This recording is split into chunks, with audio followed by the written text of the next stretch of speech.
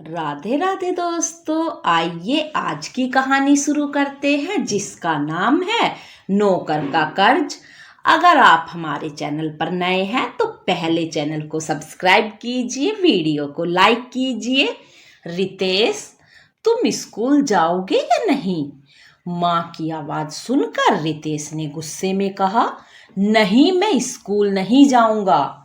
शारदा जी को बहुत गुस्सा आया, लेकिन अपने गुस्से को कंट्रोल करके उन्होंने कहा, बेटा स्कूल नहीं जाओगे तो बड़े होकर क्या बनोगे? क्या मेरी तरह मेहनत मजदूरी करोगे? हाँ माँ, मैं अभी से काम करना चाहता हूँ। आपको काम करता देखकर मुझे बहुत गुस्सा आता है। रितेश की आंखें नम थी। यह सुनकर शारदा जी की आंखें नम हो चली थी। पहले पति की बीमारी से जूझ रही थी, कभी किसी अस्पताल में दिखाया तो कभी किसी में। बाद में पता लगा कि दोनों किडनी फेल हो चुकी हैं। 1 साल पहले वे चल बसे। तब से घरों में काम करके किसी तरह अपने 8 साल के बेटे को पढ़ाना चाहती थी। शारदा जी ने रितेश को समझाते हुए कहा, बेटा मेरी चिंता छोड़ दे, मैं सब कर लूंगी, बस तू किसी तरह अपनी पढ़ाई पूरी कर ले, फिर हमारे पहले जैसे दिन आ जाएंगे। तुझे याद है तेरे पापा कितने अच्छे से हमें रखते थे?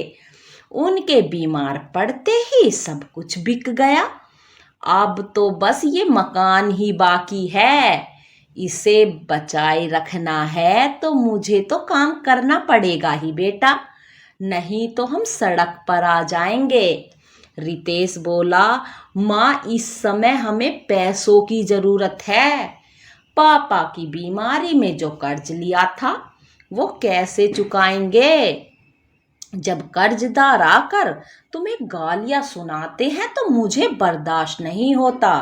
शारदा जी बोली, बेटा सब धीरे धीरे चुक जाएगा, मैं तेरी जिंदगी बर्बाद नहीं कर सकती, तू मेरी बात मान, पढ़ना मत छोड़।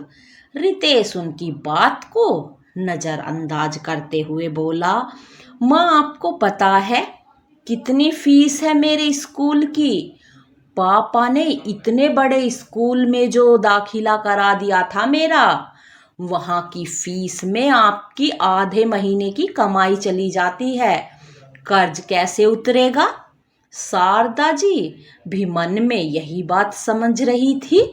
उनकी हैसियत नहीं थी अब उस स्कूल में पढ़ाने की, लेकिन उन्हें याद है उनके पति ने कैसे भाग दौड़ करके रितेश का एडमिशन करवाया था।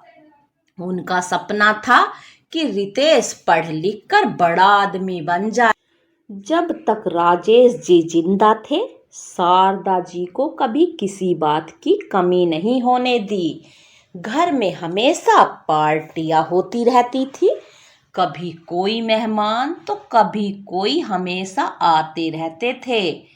उनके स्वागत सत्कार में शारदा जी को बहुत खुशी मिलती थी।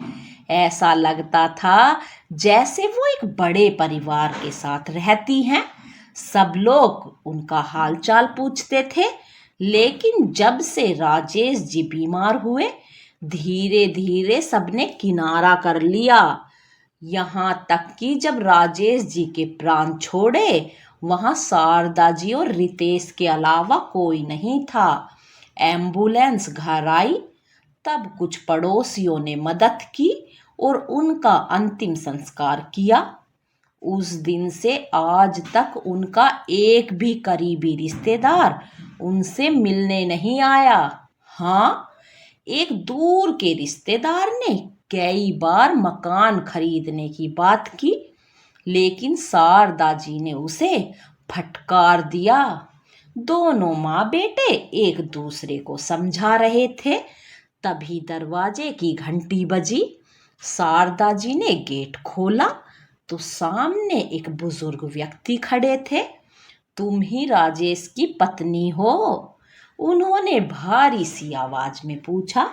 शारदा जी को कुछ समझ नहीं आया, तो उन्होंने कहा, जी मैं ही हूँ, लेकिन आप कौन हैं और इन्हें कैसे जानते हैं?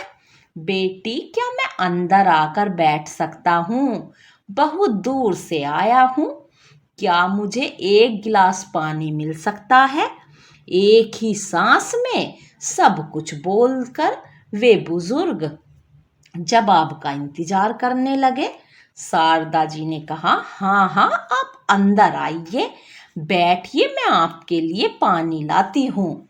शारदा जी के जाने के बाद बुजुर्ग सामने पड़ी एक पुरानी सी कुर्सी पर बैठ गए। रितेश से बातें करते हुए उन्होंने पूछा, बेटा कौन सी क्लास में पढ़ते हो? जी थर्ड में। इतना कहकर रितेश चुप हो गया। शारदा जी पानी लाई। पानी पीकर बुजुर्ग ने कहा, बेटी यहाँ बैठो, मेरा नाम शांतिलाल है। तुम्हारे पति मेरी ही कंपनी में काम करते थे। बहुत छोटी सी उम्र से उन्होंने मेरे यहाँ नौकरी कर ली थी।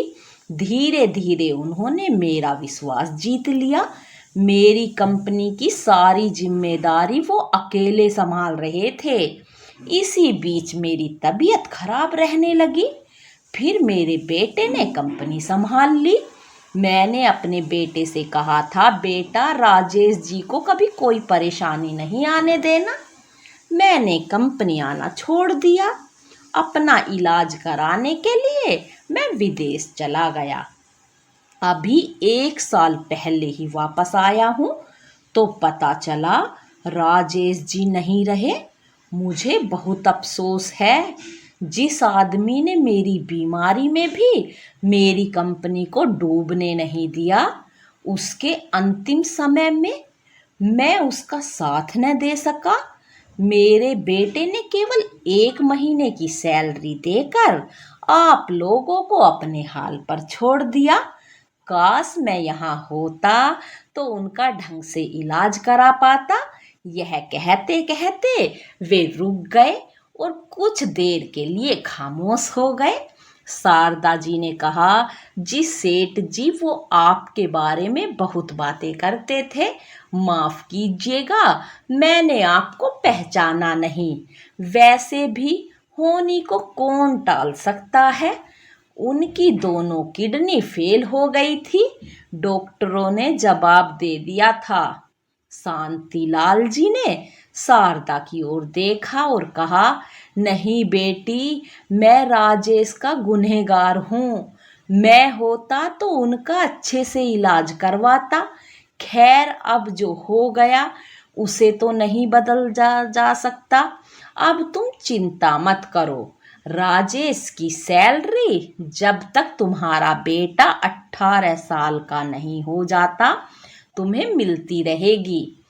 कल मैं रहूं या ना रहूं, सैलरी तुम्हारे खाते में आती रहेगी। बेटा, अपने बेटे को खूब पढ़ाओ। राजेश के सारे काम तुम पूरे करो। यह सुनकर शारदा जी रोने लगी।